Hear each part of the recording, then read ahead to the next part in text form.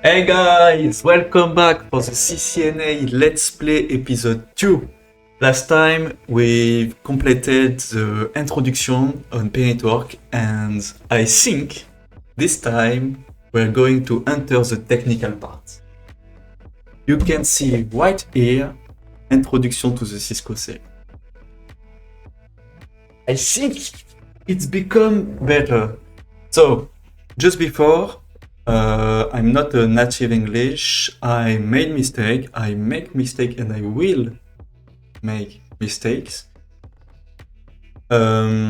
Sometimes I'm searching my words, but I'm doing my maximum to give you enough value with the words I know.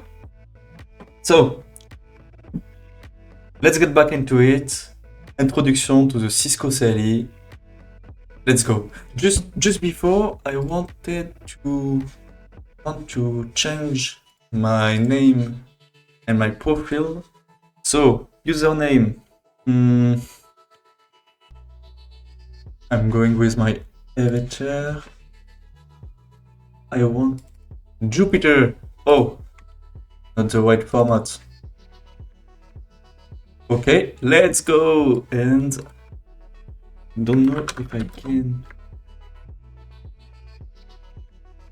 put that. Okay.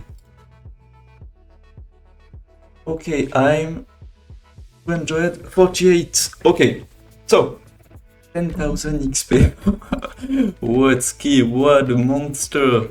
Seriously. Okay. 0 day strict. Wow, 31 day strict. Charles King, 5 days strict. Okay. And okay, introduction to the Cisco CLI.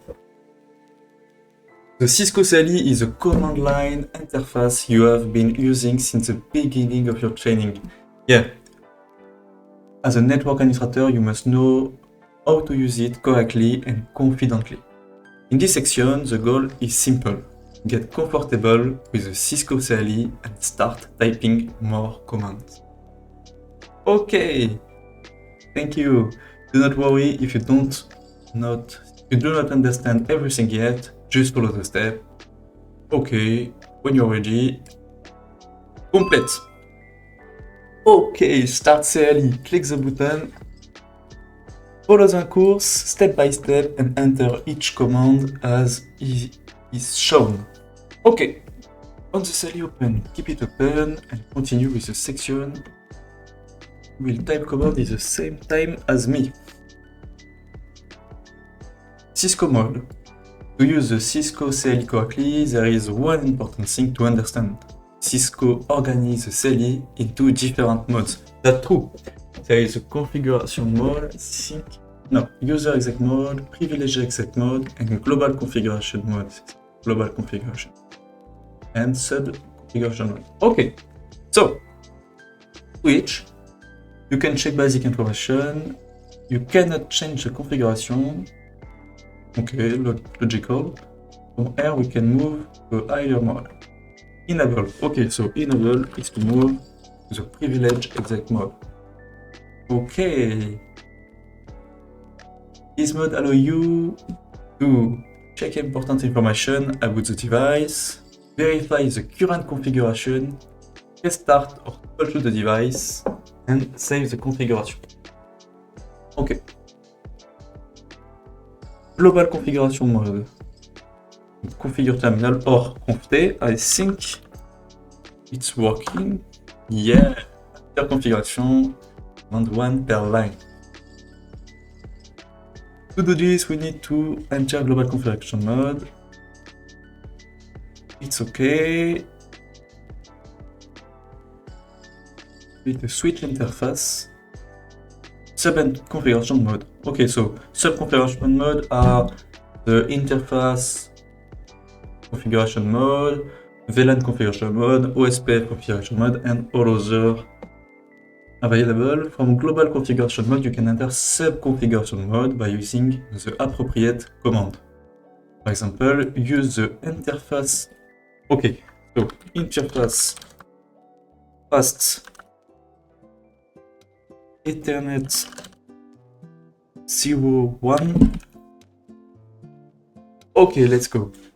Activate the interface, no shutdown. Let's go. Means that the interface Fast Ethernet 0.1 is now active. Great job. How to move between Cisco iOS mode. Wow. Enable, configure terminal, interface, exit, exit, exit. Okay, so if I'm typing exit, okay, that's right. Exit, exit. So we are in the privilege exec mode. That's right. Okay. When you leave global configuration mode, the switch displays a message in the Cisco CLI. Yeah, configure it for console by console. Always look at the prompt to know where you are. Okay. Don't worry, upgrade. Complete. What I am missing? Oh, I did not finish the CLI, leçon complète. Okay.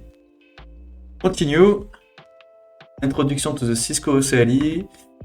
I'm going to share my progress with you on LinkedIn.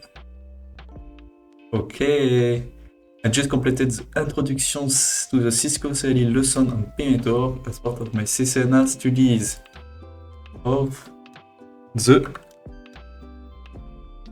CCNA Let's Play on YouTube. Staying focused while progressing through the networking concept. Okay. Post. Let's go. So, continue. Today is strict. Okay, go to dashboard or go to the next lesson, copper cabling. I will just check where we are in the CCNA. So, 2%. Physical networking, copper cabling, fiber optic cabling. I think we can finish the 2 lessons today. It's going to be good. Okay. So let's get back into it. Copper cabling. Okay. Wow. Many chapters. Okay. Copper cabling is a primary medium employed in Internet network. Its main role is to carry electrical signal that represent data. You've likely seen this type of cable. It may be in your company network or at home. Yeah, I think. Oh, I'm a real nerd. I have some Ethernet cabling right here. I'll keep it up. I keep it. Oh. Okay. Okay. Will not. Okay. I keep it with me. Right here. Oh. I think I have the smallest copper cable for Ethernet.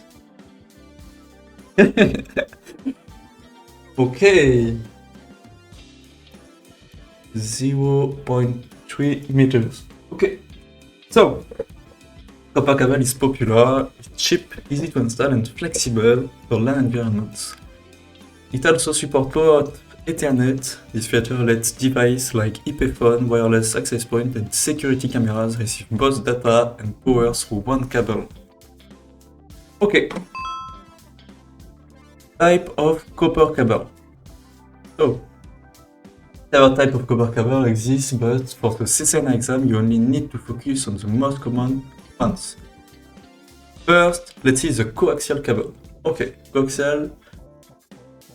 In the early Internet network, coaxial cable was widely used. It has a central copper conductor. This is surrounded by insulation, shielding, and outer jacket. Okay. Coaxial offered a solid interface protection, but it was bulky and slow. it has now been replaced by twisted pair cabling in modern LANs. Unshielded twisted pair, I don't know. It's a FTP Cat5e. Okay. So FTP. Okay. UTP, unshielded twisted pair, is the most common type of copper cabling in Ethernet. It contains 4 pairs of wire, 3 wires total, with each pair twist. You may ask yourself, why are the wires twisted? This is because of a phenomenon called crosstalk. Important. Where signals from one pair of wires interfere with another pair. This interference damages the quality of the signal. To solve this issue, the wires are twisted together. This reduces interference and makes the signal more reliable.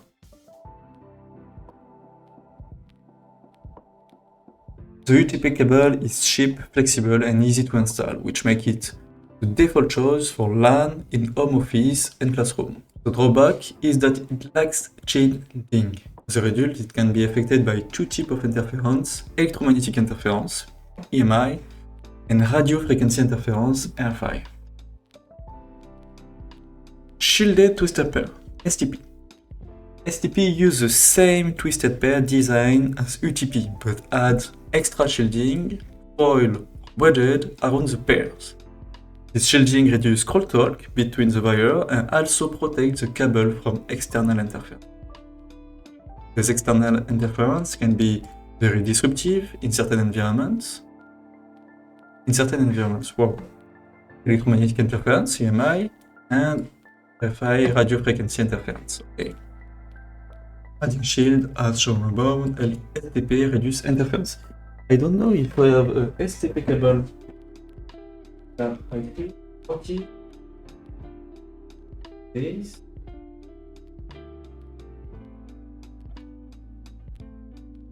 No, I don't. Maybe the micro cable. Tiny. No, I don't know. Okay. Oh. What is the most common Ethernet cable type used in LAN? UTP. Okay, level 3, let's go. Copper cable categories. Cat3, Cat5, Cat5e. Right here. So 1 giga speed. 100 meters, 1000 bars E, standard in most LAN. Okay. Cat6, Cat6 enhanced, and Cat6A. Enterprise data center network. All categories and Ethernet standard fit together. So, some historic, 1990, Cat5, 1990s, Cat5, 200G. Okay. And 2010, Cat6A. Okay. In short, the cable categories. Okay, so Cat is cable categories, or just categories. So hand in hand with the Ethernet standard. For the CCNA exam, you don't need to memorize everything. However, you should know which cable categories match in the main Ethernet standard. Okay. So which cable categories match the main Ethernet standard? So Cat6, Cat3, Cat5, Cat6. Okay. What is the maximum length for Cat5e, Cat6? Okay. With my, I think it's 100 meters. Yes. Okay. Well, it's a default distance. Okay. Just Cat6 length is 55 meters. Copper connector. RG45, 45. The most common connector for copper carriaging is the RG45 connector, also known as E8C, 8 position, 8 contact. Okay. RJ45 connectors are crimped onto Ethernet cable and are used to connect them to devices such as switch, router, and PC. Each RJ45 plug is inserted into an RJ45 port, which contains 8 pins that match the 8 wires inside the cable. Okay. On your computer, you will typically find this type of port in a female RJ45 port, which requires a male RJ45 connector from an Ethernet cable to plug into it. As a result, when you are in front of a network switch, you can see multiple copper cables connected to the RJ45 port. So, which connector plug into a switch? Well, RJ45. That's correct. Cabling standards. So, a little sip of coffee.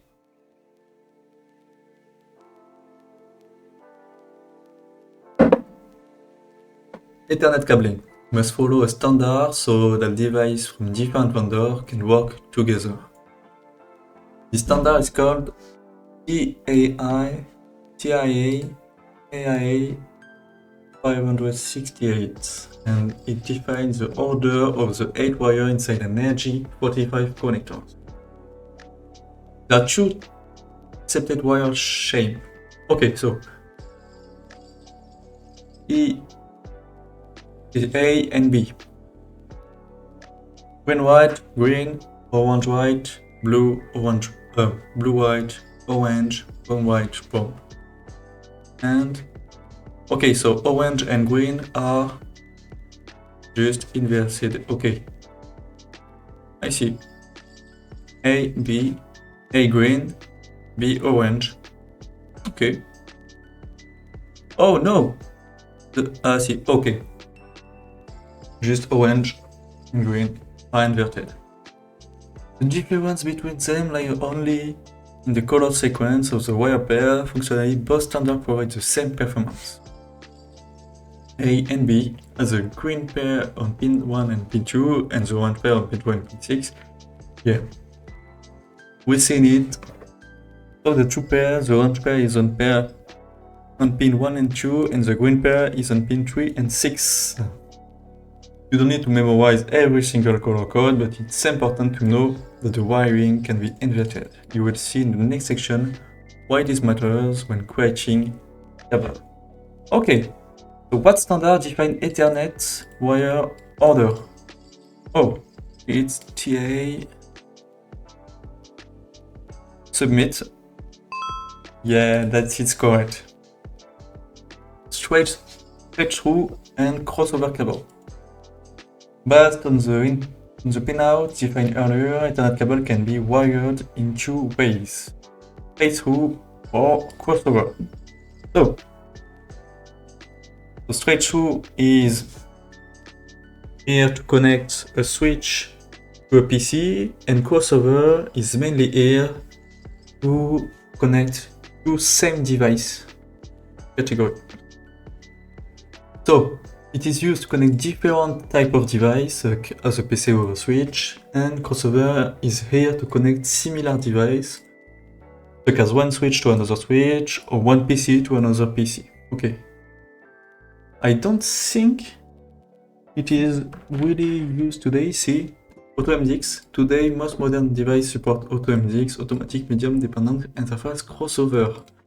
This feature automatically finds out if the connection should be straight through or crossover. Then it adjusts the port behavior as needed. Okay, that's why. As a result, you can usually use a straight through cable in all cases. So right here I have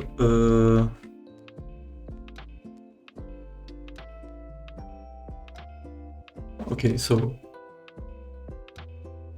orange and orange, so it is a straight through cable. And B. Okay, I see. Okay, CLI preview, verifying a copper Ethernet link. Okay, CLI. Enable. Go. Interface. Statue. Oh, okay. Let me see this. So, port 1 connected. Feed auto, duplex auto, VLAN 1. Type. 100 pass X. Okay. And all the. Oh, connected. Okay. Not connect.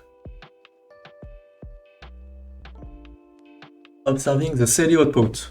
If the commands are entered correctly, you will see an output similar to the line below.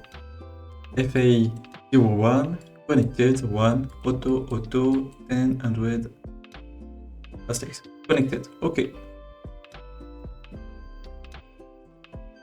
Connected. Confirm that the copper cable is detected and the Ethernet link is up. Okay. Which type of cable is used to connect a PC to a switch? Crossover.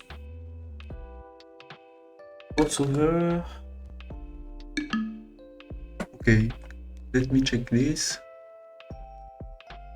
A PC to straight through. Wow. Okay, these tasks are useful. Wow. Copper cabling is an excellent solution for short distance and low cost connection. Okay. So copper cabling, short distance, low cost connection, in LAN, it's the best solution. It is flexible, easy to install, and works perfectly for connecting any device like PC, IP phone, or access point to a nearby switch. Maximum distance of 100 meters. Sensitive to interference. Okay. In the next lesson, we'll look at fiber optic cabling and see why it has become essential in modern networks. I think we'll do the next lesson in the next episode. I will just check my ranking. 138, okay. I'm grinding the ranking, So, to stick 160 XP and 7 tasks today. Okay, guys. So, copper cabling was long, so we're gonna make and do fiber optic cabling next time, I think. Yeah, we're gonna do it next time, and hope you're doing good. See you.